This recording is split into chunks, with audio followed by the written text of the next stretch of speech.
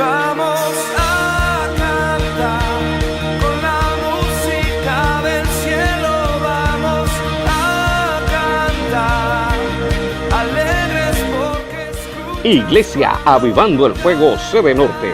Estamos ubicados en la carrera primera número 4227 frente a la estación del Barrio Popular.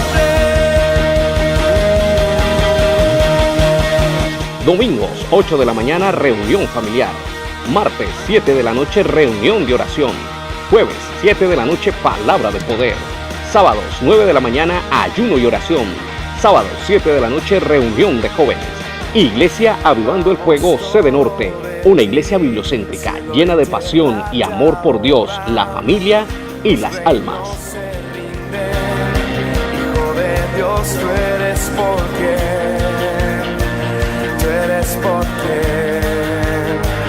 vivimos hoy. Padre, en el nombre de Jesús, tu palabra dice que el Espíritu Santo es el que nos enseña todas las cosas, Señor. Y Padre, los hermanos tienen inquietudes, los hermanos tienen preguntas, Señor, y oramos para que tu sabiduría fluya, tu entendimiento fluya, Señor, y podamos dar respuesta a cada inquietud que los hermanos han puesto aquí, en el nombre de Jesús. Y la iglesia dice, bueno, vamos a sacar la primera a ver. Hoy sí terminamos esta pregunta. Vamos a ver esta pregunta, ¿qué dice? Vamos a ver qué dice esta pregunta. No, pero es que aquí hay 1, 2, 3, 4, 5, 6, 7 preguntas. Ok, vamos a ver. La primera pregunta que hace aquí este hermano o hermana es: ¿cuál es la importancia de la cena del Señor? ¿Cuál es la importancia de la cena del Señor? Bueno, la cena del Señor le apunta a 3 cosas. Número uno, nosotros podemos decir que nosotros celebramos la cena del Señor por obediencia. Amén. Porque Él dijo, hagan esto en memoria de mí. O sea, es una ordenanza dada directamente por nuestro Señor Jesucristo. Es como el bautismo, ¿sí? Que son ordenanzas. Entonces, número 1, nosotros celebramos la Santa Cena por obediencia. Si no estuviese aquí instituida por el Señor, seguro que nosotros no estaríamos celebrando la Santa Cena. Entonces, número 1, ¿por qué la celebramos? Por obediencia, porque el Señor lo instituyó, el Señor lo mandó. ¿Estamos de acuerdo o no estamos de acuerdo? Segunda, ahora, el propósito de la cena del Señor, el propósito. Ok, el propósito principal, que el mismo Señor Jesucristo lo dijo, es que hiciéramos la cena en memoria de Él. Así lo dice, en memoria de Él. Entonces vamos a leer en Corintios. Vamos a leer en Corintios lo que la Biblia dice, el por qué debemos de celebrar la cena del Señor. Primera de Corintios capítulo 11. Dice el versículo 23: porque yo recibí del Señor lo que también os he enseñado, que el Señor Jesús, la noche que fue entregado, tomó pan y habiendo dado gracia lo partió y dijo: tomad, comed, este es mi cuerpo que por vosotros es partido. Hace esto. Entonces, ¿cuál es el propósito principal que la Biblia dice por lo cual nosotros hacemos la cena del Señor? La hacemos en memoria de Él.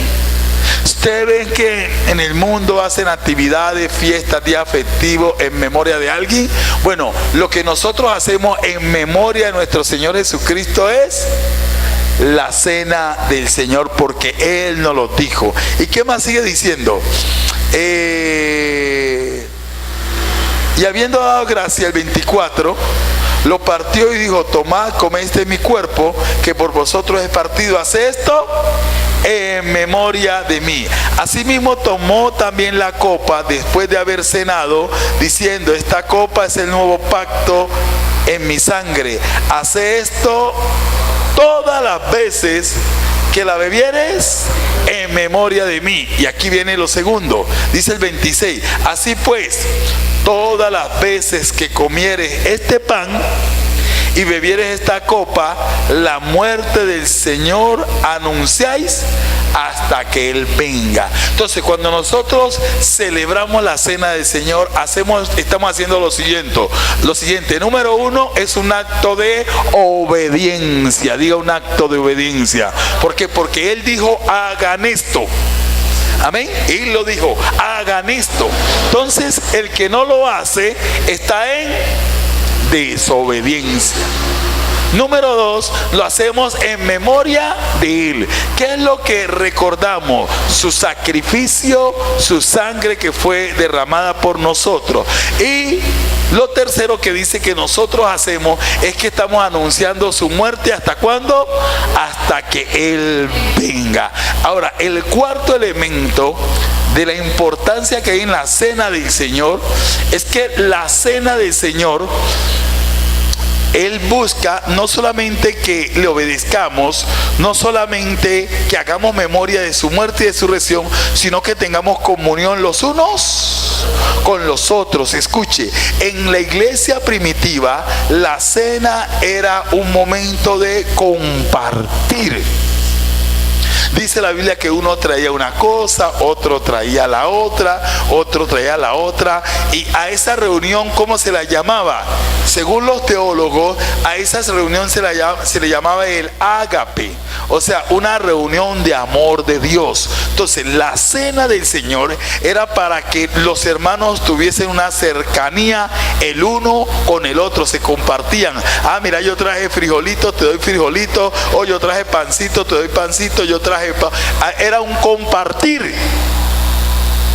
Pero la Biblia dice que ese compartir se volvió en un desorden. Los unos se adelantaban, el otro traía, no le daba, el otro se envolvía. Entonces, debido a ese desorden, el hombre, oiga bien, el hombre, no Dios, el hombre decidió limitar la cena del Señor a lo que hoy nosotros hacemos, que es el pan sin levadura y el vino. Pero en ese tiempo no era así. Era un compartir, era un tiempo de armonía, de unidad. Entonces, el otro propósito, el cuarto propósito, era para que nosotros creciésemos ¿en qué? En amor los unos para con los otros. Amén. Entonces, otra pregunta: ¿cuál es el mayor pecado de nosotros?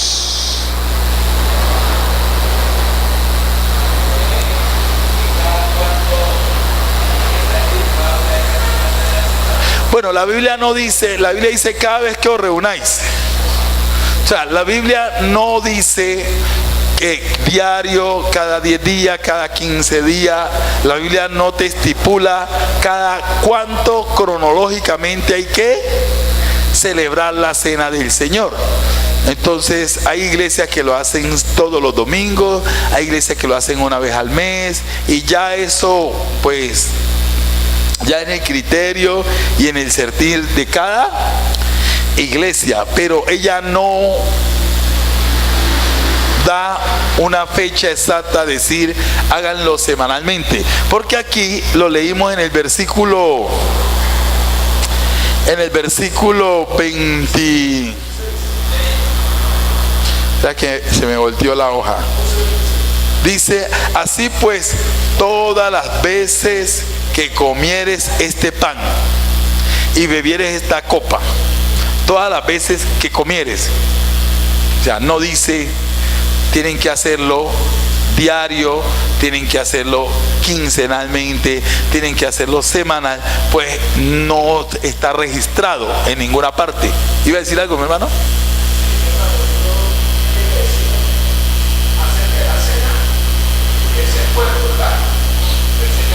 El pan representa el cuerpo, el vino representa la sangre.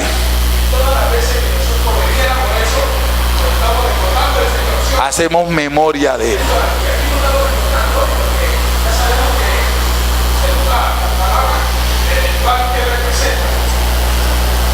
Representa el cuerpo del Señor. No, muchas cosas más. Pero en este caso en particular, el pan representa el cuerpo. En la cena, el pan representa el cuerpo. En otro tema, representa otras cosas, como él dice. Pero en la cena del Señor, este es mi cuerpo, dijo el mismo Señor. En la cena, el pan representa el cuerpo. Ya para otras cosas, pues el pan representa la palabra, el pan representa el sustento, pero en este tema que es la cena del Señor, allí en ese tema específicamente el pan representa el cuerpo, porque él dijo: yo soy el pan que descendió del cielo. O sea, Cristo es el pan. Cristo es ese pan de vida, y dame las migajas, y el pan es para los hijos. Cada vez que Cristo se refería al pan, se refería a Él, y Él es la palabra, Él es el verbo, Él es la vida. Entonces lo que es Cristo es el pan. Amén. Muy bien, muy bien. Entonces aquí preguntan que cuál es el mayor pecado de nosotros.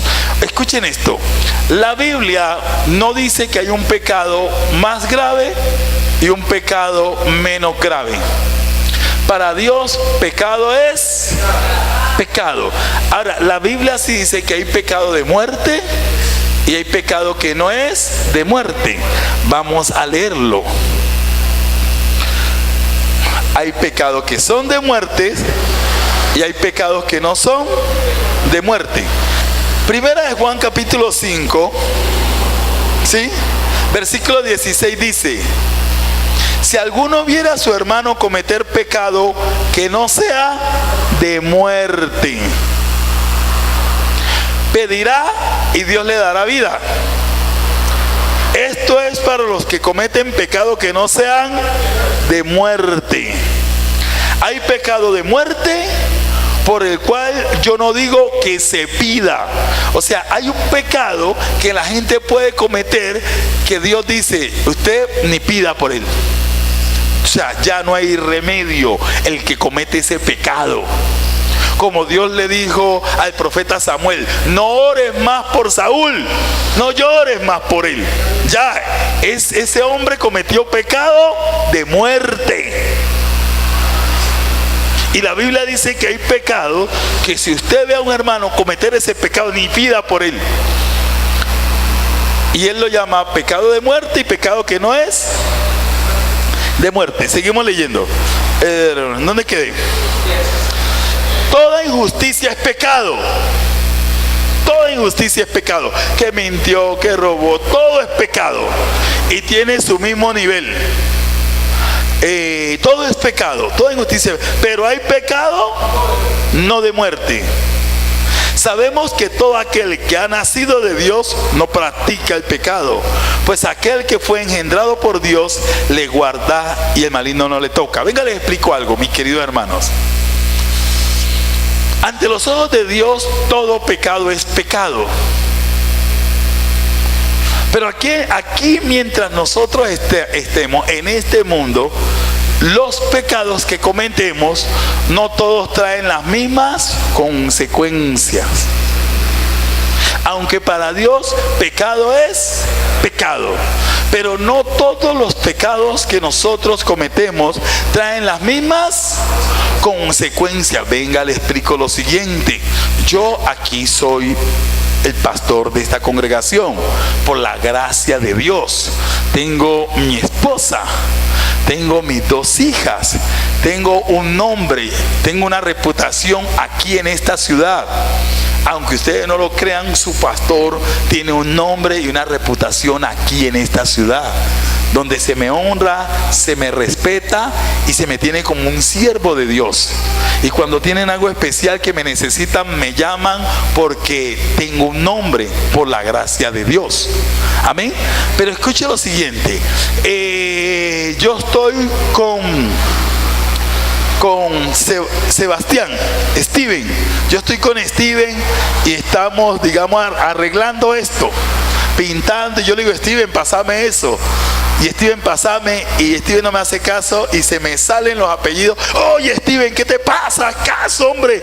Deja la pendejada, avispate. y lo trato fuerte. Pregunto, ¿pequé o no pequé? Pregunto, claro que pequé. Y uy, padre, Steven, perdóname, me equivoqué, fallé, listo. ¿Se arregló eso o no se arregló? Ah, pero que vengan y me pillen a mí saliendo de un motel con una niñita. Entonces yo, ay, perdóneme, y ya todo quedó así. Todo no va a quedar así. ¿O no? El ministerio se viene abajo. Mi matrimonio va a sufrir crisis. Mis hijas van a sufrir crisis. La reputación, el nombre que Dios me dio se acabó. O sea, la consecuencia no va a ser la misma. La consecuencia no va a ser la misma. Y los mismos hermanos me van a agarrar y las demás. No, eso... Por Facebook voy a salir, por internet, por todas partes. El pastor saliendo del motel con una niñita. Y si es menor de edad, preso. Ahora pregunto, pero ante Dios, el yo herir, insultar a Él y cometer un pecado de adulterio es igual de pecado. ¿Entiende? Ah, pero aquí las consecuencias aquí no son las mismas. ¿Me hago entender? Entonces, ante Dios pecado es pecado, pero acá ante nosotros es que nosotros hacemos diferencia de pecado. Nosotros no tratamos igual al que tal vez hay siervos de Dios que la gente dice, no, es como orgulloso, es como, y se la pasan, pero hay que cometa otro tipo de pecado. Y esa sí no se la pasan, pero ante Dios, tanto el orgulloso como el que insulta, como el borracho. A mí me encanta lo que dice Corintios capítulo 9, dice, el borracho, el afeminado, el fornicario, el adúltero, el idólatra no entrará en el reino de Dios cielo. O sea, en el bus va el borracho, va el afeminado, va el homosexual, va el idólatra, van todos. Pero nosotros, el ser humano no ve de la misma manera al borracho como ve al afeminado, o como ve al afeminado como ve al injusto, o como ve al mentiroso como que ve al ladrón. No lo vemos de la misma manera, ¿cierto que no? Entonces, hay pecado, toda injusticia es pecado ante los ojos de Dios. Y si el ser humano no se arrepiente, tiene problemas con Dios. Pero la Biblia dice que hay pecado que es de muerte. ¿Y cuál es ese pecado que es de muerte? Jesucristo dijo que el único pecado que no tiene perdón es la blasfemia contra el Espíritu Santo. Punto. Dijo, usted puede hablar del Padre. Pero lo voy a leer. Mateo 12:31. Por tanto, os digo, todo pecado y blasfemia será perdonado a los hombres, mas la blasfemia contra el Espíritu no le será perdonada. Pecado de muerte. El que cometió ese pecado, amigo, no hay vuelta. Lo dijo Jesucristo. Jesucristo que vino a derramar su sangre por el perdón de los pecados, pero le dijo, mijo, pero si usted blasfema contra el Espíritu Santo, no hay perdón. O no es lo que dice allí. Todo pecado, toda blasfemia es perdonada, menos la blasfemia contra el Espíritu Santo. Y dice el versículo 32, a cualquiera que le dijera alguna palabra contra el Hijo, que blasfemara que Jesucristo es esto, lo otro, cosas feas, le será perdonado. Pero el que hable contra el Espíritu Santo, mi alma te alaba, Señor, no le será perdonado ni en este siglo ni en el venidero. No que quieren el Antiguo Testamento, no quieren que los hijos de Dios, no que es que ahora estamos en la gracia, no, ni en este siglo ni en el venidero. La blasfemia contra el Espíritu Santo, Jesucristo dijo, no será perdonada. Ahora viene la gran pregunta. De esto surgen dos preguntas.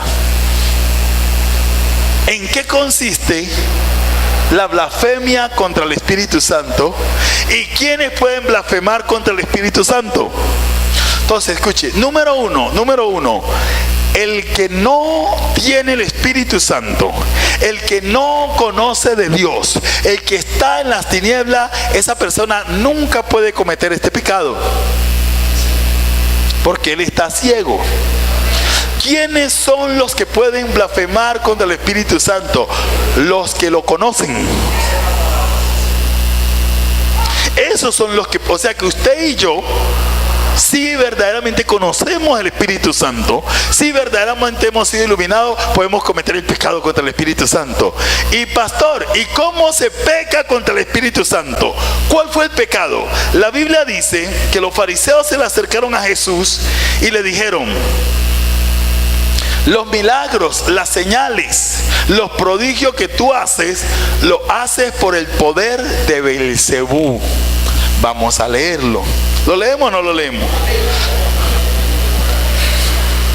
Dice el versículo 25 ahí mismo: sabiendo Jesús los pensamientos de ellos, les dijo todo. Bueno, vamos a leer un poquito más antes. Vamos a leer desde el 22, versículo 22. 12:22. ¿Están allí? Entonces fue traído a él un endemoniado. A Jesucristo, ¿qué le trajeron? ¿Cómo estaba el endemoniado? Ciego y mudo. O sea que a esta persona el demonio lo tenía ciego y mudo. Hay gente que está físicamente limitada por un demonio. Y dice, y le sanó. De tal manera que el ciego y mudo veía y hablaba. ¿Qué era lo que no lo dejaba ver y hablar? El demonio. Por eso todas las enfermedades no son naturales. Hay enfermedades que son espirituales, un espíritu que lo tiene agarrado. Por eso es que usted tiene que tener discernimiento. Este necesita sanidad, este necesita que creer fe o que vayan del médico. No, este no necesita sanidad ni médico, este necesita es una liberación. Porque hay enfermedades que son producidas por demonios. Dice que una mujer estaba encorvada con una joroba y era un demonio que la tenía así. Apenas la liberaron. Dice que otro tenía el brazo seco así escogido. Apenas lo liberaron, demonios producen enfermedad. Deformaciones físicas la producen los demonios. Dice el 23, y toda la gente estaba atónita y decían, ¿será este el hijo de David? Más los fariseos, aquí viene el pecado, más los fariseos al oírlo decían, este no echa fuera los demonios, sino por Beelzebú, príncipe de los demonios. O sea que ellos decían, el poder que se movía en Jesús era el diablo. Y dice Jesucristo, sabiendo Jesús los pensamientos de ellos, versículo 25, les dijo, todo reino dividido contra sí mismo es asolado, y toda ciudad o casa dividida contra sí misma no permanecerá. Y si Satanás echa fuera a Satanás, por eso es que usted que va a un brujo para que lo curen de brujería, no lo van a curar. Contra sí mismo está dividido. ¿Cómo pues puede permanecer su reino?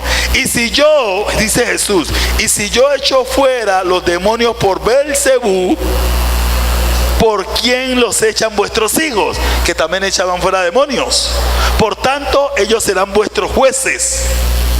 Pero si yo por el Espíritu Santo, por el Espíritu de Dios, echo fuera los demonios, ciertamente ha llegado a vosotros el reino de Dios. Porque ¿cómo puede alguno entrar en la casa del hombre fuerte y sacar sus bienes si primero no le ata? Y entonces podrá saquear su casa. El que no es conmigo, contra mí es. Y el que conmigo no recoge, desparrama. Por tanto os digo, todo pecado y blasfema es perdonado. Entonces, ¿cuál era la blasfemia? Que los fariseos al Espíritu Santo le estaban llamando Beelzebú. ¿Pero por qué ellos pecaban? Porque los fariseos sabían Los fariseos entendían que la única manera que alguien pudiera sacar el demonio de una persona era por el poder del Espíritu Santo. Pero como ellos le tenían celo, envidia y no querían aceptar a Jesús, entonces de pura maldad dijeron: es el diablo. Pero ellos sabían que era el Espíritu Santo. Blasfemia. Es como cuando usted le tiene envidia a alguien, ¿cierto? Y la oye cantando y en verdad canta bonito, pero como usted le tiene envidia, no canta ningún bonito, ¿cierto? Eso era. Entonces ellos por envidia se metieron en un problema grande. ¿Y cuál fue el problema? Que llamaron al Espíritu Santo Belcebú, y Jesucristo les dijo: wow, hasta aquí llegaron. Ustedes pueden decir de mí todo lo que quieran, aún del Padre todo lo que quieran, pero con el Espíritu Santo no se metan.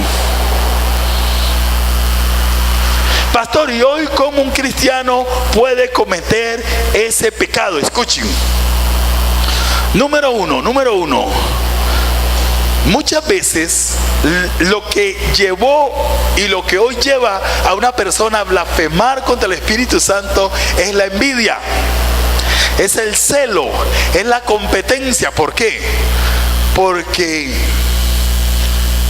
si usted no le cae bien una hermana y viene y el Espíritu Santo y lo toca a esa hermana y empieza a llorar y a clamar y a profetizar, y todo el mundo sabe, aún usted sabe que Dios lo tocó, y todo el mundo empieza a mira, si viste esa hermana, que tan bendecida, cómo Dios la tocó. Pero como usted no está bien con esa hermana, entonces no, eso fue pura carne, eso fue un espíritu malo que la cogió.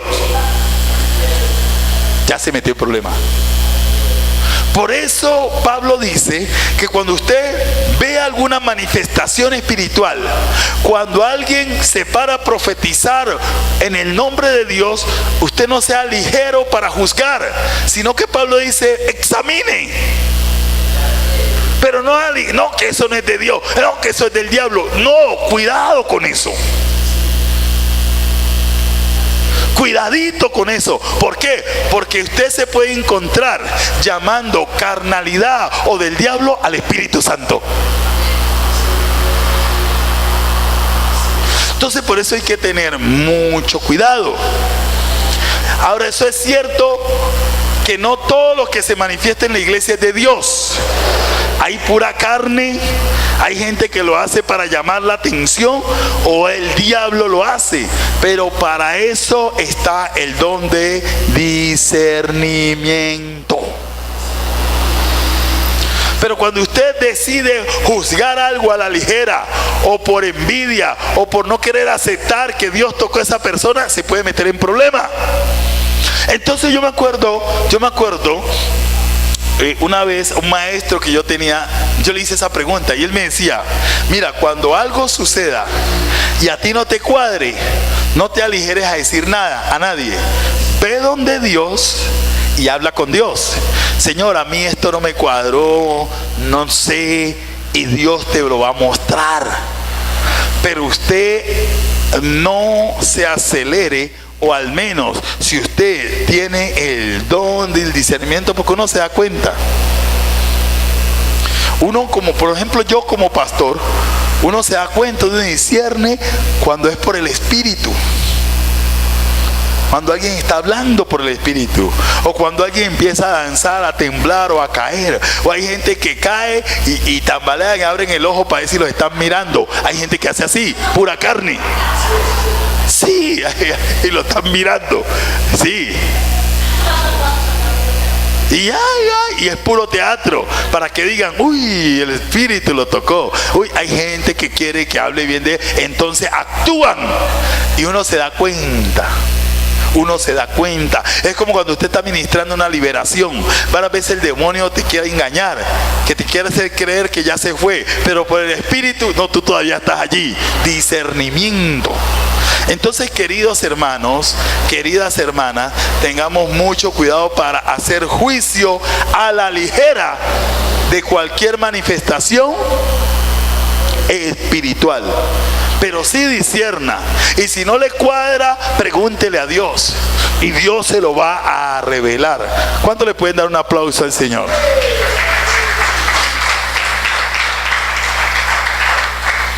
Así que si mañana ven a la hermana Luz temblando, no vaya a decir, ay, la hermana está haciendo espectáculo.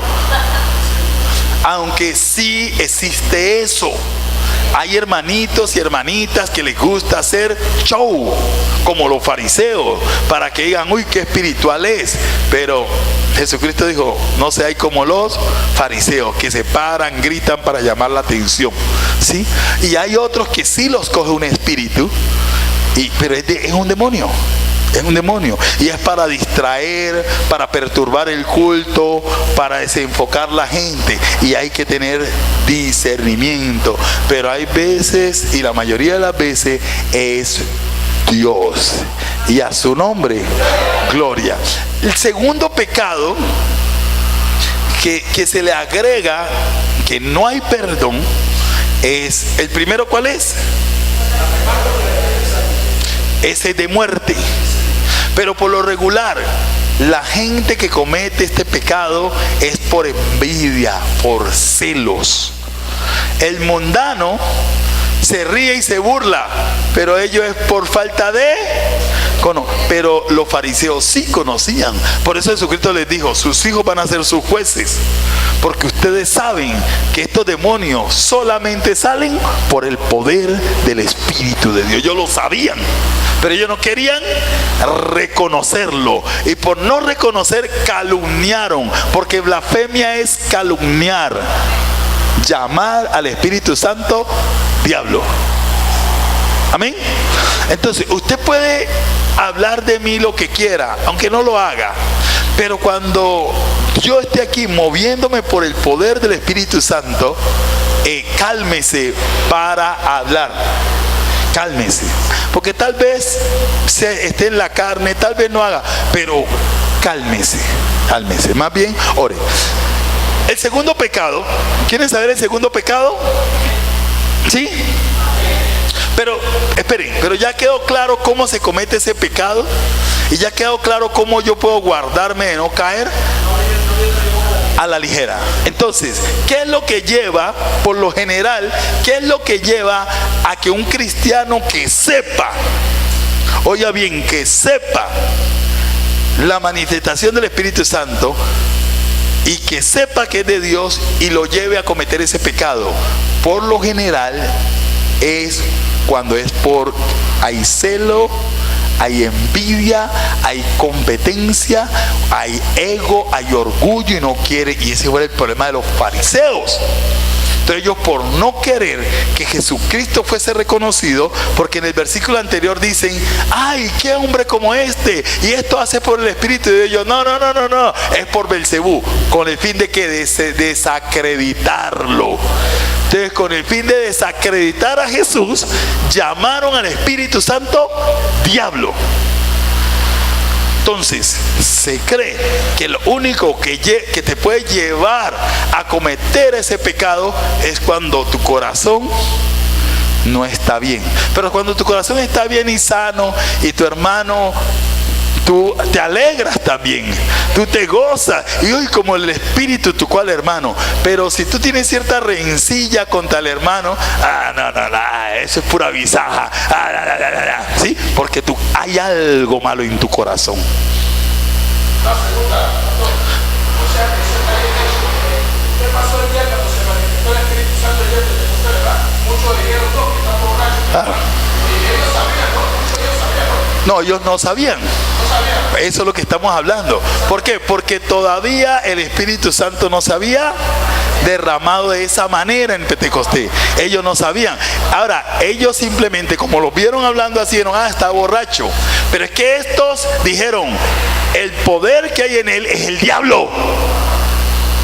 ¿Sí ven? Entonces Pedro les dice, no estamos borrachos, sino que se acaba de cumplir una promesa. Por primera vez se cumplió esa promesa, esa manifestación que nunca antes se había visto. Esto es lo que el profeta Joel dijo. Y entonces lo entendieron y recibieron.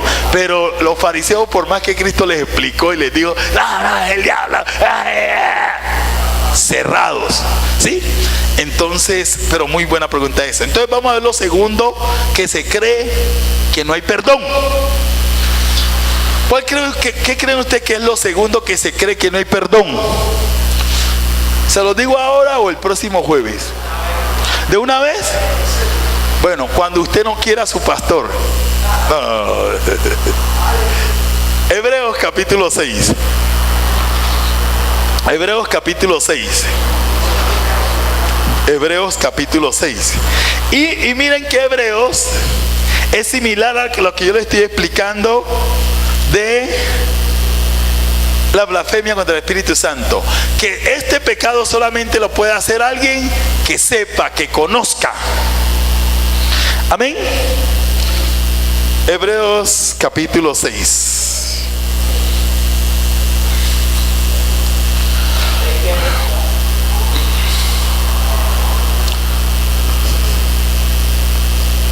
Ok, versículo 4. 6:4. Vamos a leerlo detalladamente. Dice: porque es imposible. Diga conmigo imposible. ¿Qué es algo imposible? Que no hay remedio. Porque es imposible que los que una vez fueron iluminados. Miren los que pueden cometer este pecado. ¿Quiénes? Los que una vez fueron iluminados, que se les abrió los ojos del entendimiento, que conocieron la verdad, que fueron iluminados y gustaron del don celestial. ¿Saben cuál es el don celestial? El Espíritu Santo. Lo gustaron, lo disfrutaron y fueron hechos partícipes ¿de qué? Del Espíritu Santo. Y asimismo gustaron de la buena palabra de Dios y los poderes del siglo venidero. ¿Y qué? Y recayeron. Sean otra vez renovados. Es imposible. Para arrepentimiento, crucificando de nuevo para sí mismo al Hijo de Dios y exponiéndolo a vituperio. Porque la tierra que bebe la lluvia, que muchas veces cae sobre ella y produce hierba provechosa a aquellos por la cual es labrada, recibe bendición de Dios. Pero la que produce espino, ¿y qué? Y abrojos, es reprobada, está próxima a ser maldecida y su fin es el ser quemada. Pero en cuanto vosotros, oh amados, estamos persuadidos de cosas mejores y que pertenecen a la salvación, aunque hablamos así. Porque Dios no es injusto para olvidar vuestra obra y el trabajo de amor que habéis mostrado hacia su nombre, habiendo servido a los santos y sirviéndole aún. Pero deseamos que cada uno de vosotros muestre la misma solicitud hasta el fin. Ojo, muestren la misma solicitud hasta el fin, para plena certeza de la esperanza, a fin de que no os hagáis perezosos, sino imitadores de aquellos que por la fe y la paciencia heredan la promesa, las promesas. Porque cuando Dios hizo la promesa a Abraham, no pudiendo jurar por otro mayor, juró por sí mismo, diciendo: de cierto, con abundancia y te multiplicaré grandemente. Escuchen esto. La Biblia habla de la apostasía. ¿Han escuchado esta palabra, la apostasía? ¿Qué es apostasía? ¿Qué? ¿Qué? No, apostasía no es lo venidero. O sea, apostasía es algo que va a suceder pronto, está por venir. Pero ¿qué es la apostasía? Negar. Entonces, ¿qué pasa? Apostatar es apartarse de la fe. Eso es apostasía. Van a apartarse de la fe. Entonces, Pablo por revelación dice, una persona que fue iluminado de quién es Cristo Jesús, que participó del don celestial que es Cristo, participó del Espíritu Santo, de la palabra, del poder, y después recaiga. Ahora escuchen, cuando la Biblia habla de recaer, es que él no perseveró en ¿qué? En la fe. No es que se descarriló. Ustedes saben qué es descarrilarse, ¿cierto? Un hermano que se descuidó y se fue para el mundo. Pero aunque hay personas que están descarriladas, pero ellos siguen con su fe de que Cristo es su Salvador, ¿cierto? Porque yo estuve descarrilado un tiempo. Sí, yo estuve descarrilado un tiempo, bien descarado, sí, qué pena. Pero yo estuve descarrilado un tiempo. Y yo hablo con gente. ¿Usted también estuvo descarrilado? Bueno, no, los dos nos entendemos. Los demás, otro, 3, 4. Ya, 4 sinvergüenza vemos aquí. Los demás, unos santitos. Pero yo tuve un tiempo. Pero yo me acuerdo que en mi tiempo que yo andaba descarrilado, yo a veces me arrodillaba y decía, ay Señor, yo sé que ando mal y tú eres mi Salvador, yo sé. O sea, andaba en lo malo, pero yo nunca negué mi fe. Ahora, ¿qué es apostatar? Apostatar es que no, Cristo no es ningún Salvador, y se meten en otras religiones. Como yo conocí un hermanito que estudiaba, iba a la iglesia, Dios lo tocaba y después se volvió musulmán y decía, no, Cristo no es el Salvador, ahora es Mahoma. Eso es apostasía. Y dice, ya no puede volver. Después de que conoció, después de que fue iluminado, después de que participó, después que Dios lo llenó, y ahora decir Cristo no es el Salvador, pisotearlo y ahora vuelvo, no, es imposible. Es imposible. Entonces, hay gente que no entiende esto y cree que cuando una persona recae en el pecado que no puede volver atrás. No. El hijo pródigo volvió. Pero el hijo pródigo siempre dijo la casa de mi padre. Nunca negó al papá. Lo que está diciendo es lo que niegan la fe, apostatar de la fe. Pero ¿quién puede apostatar de la fe? Vuelvo y digo, el que nunca ha conocido a Cristo no puede apostatar de la fe. No puede cometer este pecado. ¿Quiénes pueden cometer? Ahí lo dice, los que una vez fueron iluminados, los que participaron del don celestial, los que fueron hechos partícipes del Espíritu Santo, de la palabra, y eso eran los fariseos. Por eso les dijo, no tienen perdón. No tiene perdón. Que aquí el día de mañana, que no, que yo ya no sirvo más a Cristo, sino que Hare Krishna y el gurú y ese misa. Después de que usted predicó la unción aquí en esta iglesia, uy, es tremendo. Tenemos un caso, una hermanita que venía aquí, que Dios la usaba a ella para hacer liberación. En la casa, esta iglesia comenzó en la casa de ella. Ahí en ese barrio, ahí en Salomia. ¿Usted sabe quién dijo Salomia? ¿Sí? Ahí comenzó esta iglesia. Y ella venía ahí todo. Entonces dejó de venir, y como siempre yo, cuando un hermano, una hermana dejan de venir, ustedes saben yo qué hago, ¿no? Hermano, hermana, no, pastor, que aquí, que allá. Y fui, no, que ahora me volví judía. Y Jesucristo no es el Salvador. No, el Salvador todavía no ha venido. Y me acuerdo que yo andaba ese día con la hermana Sonia. Entonces la hermana Sonia decía, venga, y cuando usted echaba fuera demonios en el nombre de Jesús, entonces ¿eso qué era? No, que eso era pura mentira. Y bueno, wow. Que ese era un farsante, todo lo que enseñan en el judaísmo. Y ella ahora es judía. Y ella experimentó el don de Dios, predicó la palabra, fue llena del Espíritu Santo, echaba fuera demonios. Y ahora dice que Jesucristo no es el Salvador. Eso es apostasía. Y dice que los que una vez fueron iluminados, probaron el don celestial, fueron partícipes del Espíritu Santo, vieron el poder de la palabra, es imposible que vuelvan. Exactamente. ¿Por qué? Porque va relacionado. Entonces vuelvo y termino con esto. Solamente este pecado lo pueden cometer gente que tengan conocimiento, que entiendan, pero Usted sabe, yo era uno que antes de conocer a Cristo me burlaba de cristiano y míralo como y uno se burlaba, pero uno estaba ciego. Entonces el Señor dice: Padre, perdónalos porque no, pero este ya sabe. ¿Por qué el diablo no tiene perdón?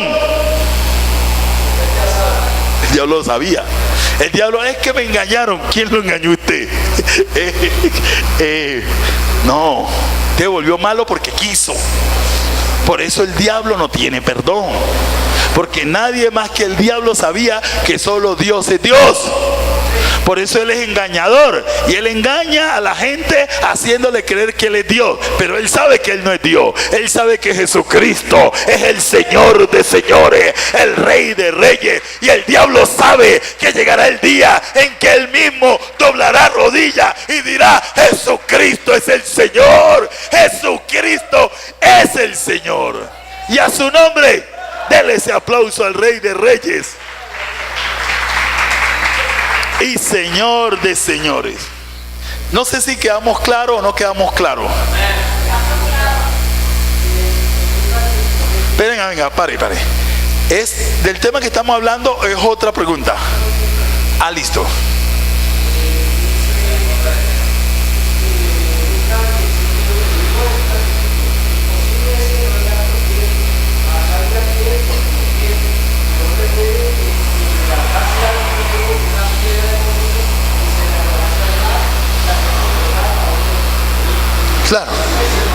Claro, o sea, ¿por qué? Pero el tropiezo tiene perdón.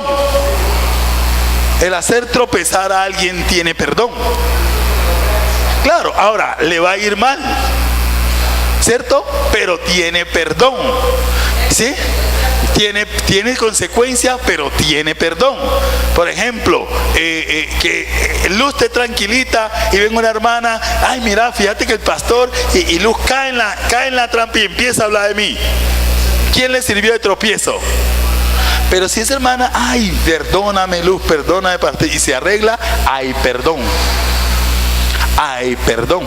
¿Sí me quieres entender? Hay perdón. Varias veces nosotros hemos dado mal testimonio, y por nuestro mal testimonio hay gente que no quiere venir, pero uno se arrepiente y reconoce. La Biblia dice que por ese pecado sí hay perdón. Todo pecado tiene perdón, pero ya el que entienda esto y blasfeme, porque en hebreo dice: y pisotee la sangre de Cristo, no hay perdón. No sé si te ayuda eso. Ya no hay más sacrificio, porque negó el sacrificio. Entonces no se va a volver a hacer otro sacrificio.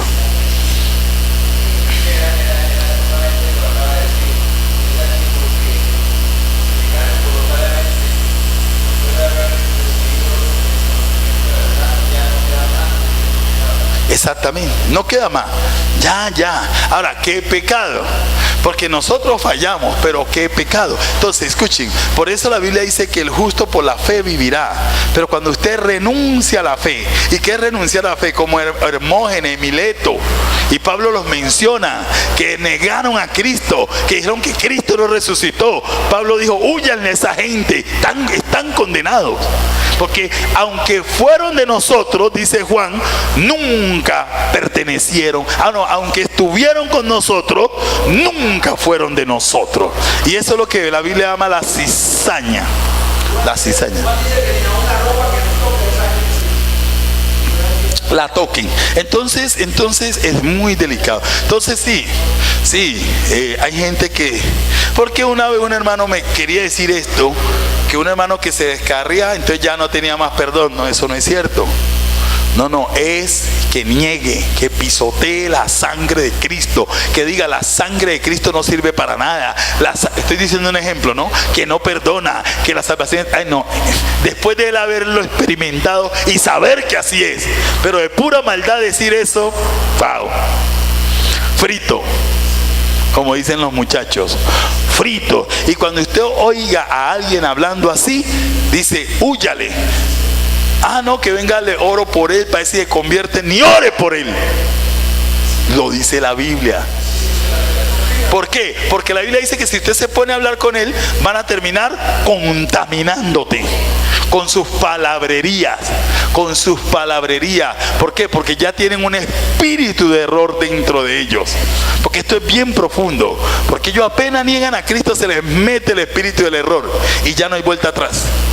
Dice el Salmo que caen como en un tobogán.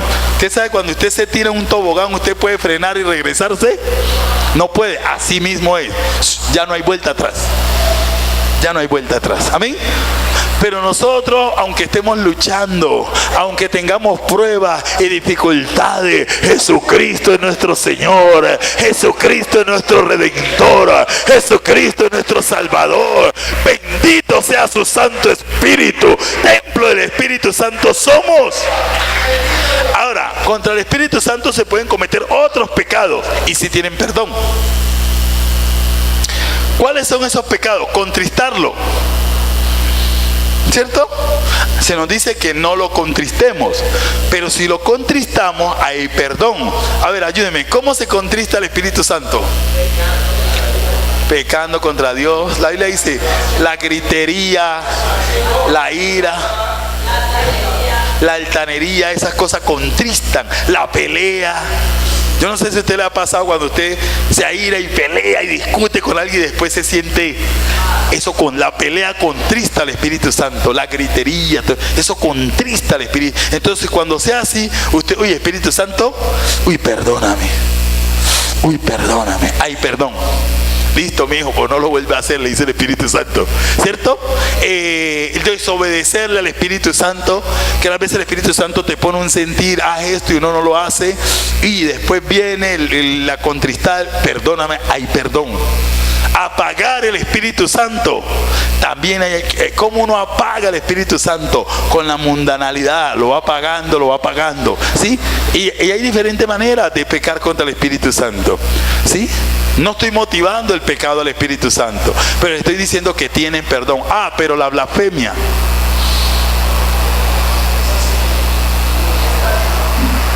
O que usted después de todo, yo, después de todo lo que he experimentado con Cristo, y ahora venga, no, Cristo no es el Salvador. El Salvador ahora es Buda. Vamos a seguir a Buda. Salgan a correr, pero corran.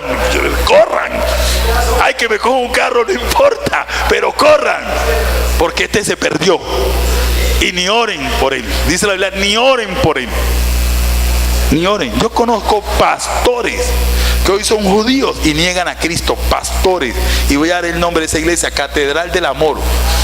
Catedral del Amor. Ahora son judíos y niegan a Cristo. Y yo estuve en esa iglesia. Y era una iglesia del Espíritu Santo y hoy lo niegan. Ella no me deja mentir y hoy lo niegan. Yo me quedé así. Ajá. Niegan a Cristo y niegan el poder de Dios. Lo niegan. No hay regreso. ¿Ah?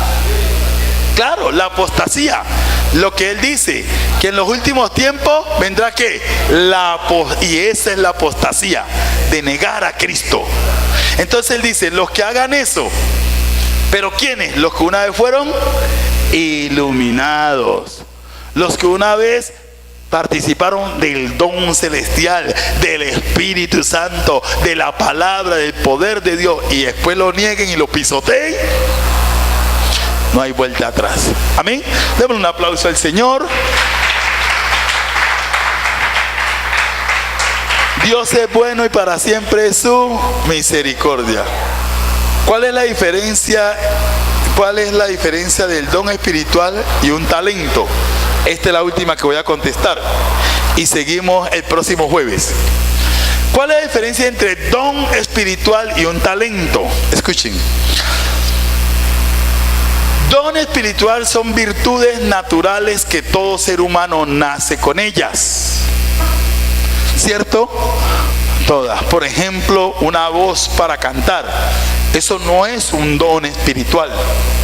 El cantar bonito, tener una voz bonita, melodiosa, no es un don espiritual. Eso es un talento humano, virtud humana que nacen. La habilidad de jugar un deporte, de ser un buen atleta, un buen deportista, nació con ese talento de arte, de pintar, ¿sí?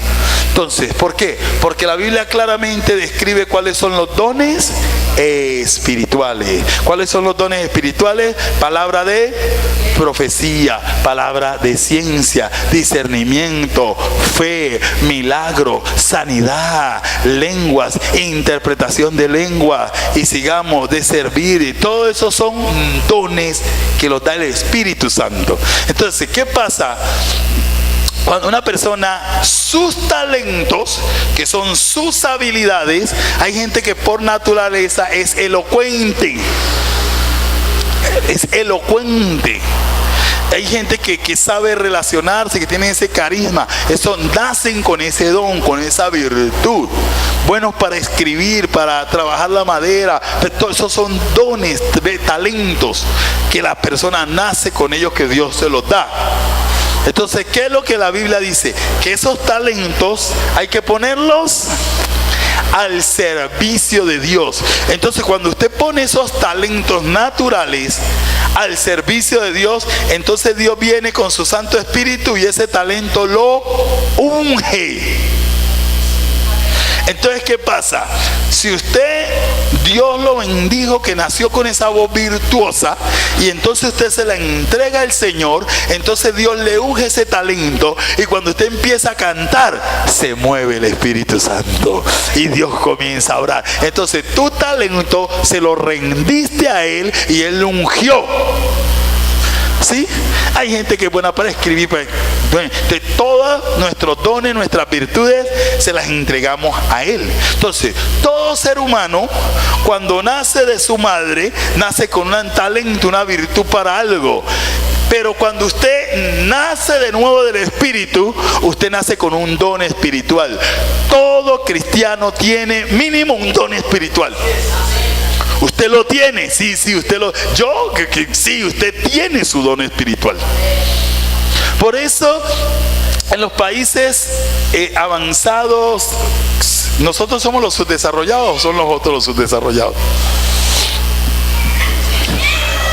Desde temprana edad enseñan orientación profesional a los muchachos, para que ellos vayan descubriendo sus talentos, sus virtudes. En las escuelas, en los Estados Unidos, allá tienen teatro, canción, baile, todo, para que ellos vayan, pintura, laboratorio, y ellos van descubriendo el talento, y en eso lo van guiando y lo van orientando por ahí.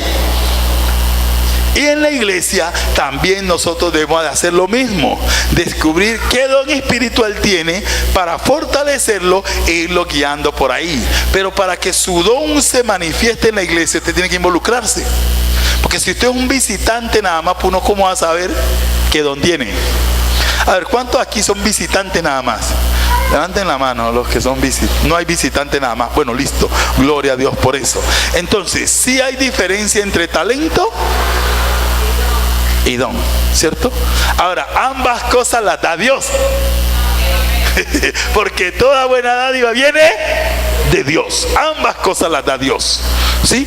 Mire que si usted lee en la Biblia, dice que la familia de Julano, todos ellos trabajaban el oro y la plata.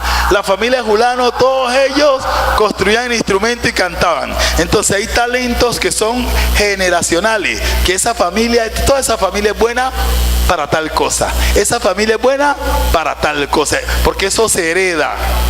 ¿Cierto? Es humanamente, Dios dio esa virtud. Pero cuando usted nace de nuevo, usted hereda lo de Jesucristo, y Jesucristo le da sus dones espirituales. Entonces sí hay diferencia. Entonces cualquier talento que usted tenga, por eso cuando entró el humanismo secular en la Edad Media, el arte era para glorificar a Dios. El arte, todo, la música, la pintura, las esculturas, todo lo que se hacía era para glorificar a Dios. Pero cuando entró el humanismo, todo lo que se hace en el arte es para divertir al hombre. Por eso la música, el teatro, el cine, todo ahora es para divertir al hombre. Eso cambió. No, todo lo que nosotros tenemos es para la gloria y para la honra del Señor Jesucristo. ¿Y a su nombre? Denle ese aplauso. La hermana Elisa me mandó un clic de esta cantante. Whitney Houston. Whitney Houston. Y deberían de verlo. Cómo hablan que esa niña, esa mujer desde niña, dice que nació con ese don especial, ese talento de cantar. Y ella es hija de padres cristianos. Y desde los 12, 9 años, ¿de qué edad? Desde los 11 años cantaba en el coro. Dice, cuando esa niña comenzaba a cantar, el mover de Dios era poderosísimo. Pero vino Sony, el mundo, y la contrató para cantar al mundo. Entonces el talento que ella lo tenía rendido a Dios, ya no lo ofreció a Dios, sino que se lo ofreció al mundo. Pregunto, y ella comenzó a cantar ya al mundo, no a Dios, sino al mundo. Les pregunto, ¿la voz se le fue? No, ella siguió cantando lindo, ya no ungida. Pero hasta a mí me gustaba la música de Whitney Houston. Me encantaba la música y ella. ¿Y cómo terminó? Ahogada en una tina, una sobredosis de droga. Terminó triste. ¿Por qué? Porque su talento se lo dio al diablo. Se lo quitó a Dios y se lo dio al diablo. Yo no sé si ella tuvo la oportunidad de arrepentirse. Yo no sé si ella negó a Cristo. Yo no sé ella en dónde estará. Pero si ella hubiese seguido en su iglesia, todavía tendríamos mucho de Whitney. Póngase sobre sus pies, vamos a orar.